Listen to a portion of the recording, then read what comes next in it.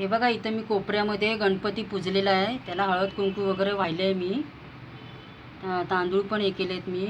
तांदूळ वाहिले आहेत. आणि इकडे बघा देवीला मी हे बघा इथं मी कळस घेतला आहे. ते पाणी घेतले. 5 प्रकारचे डहाळे घेतलेत मी. यामध्ये ठेवले.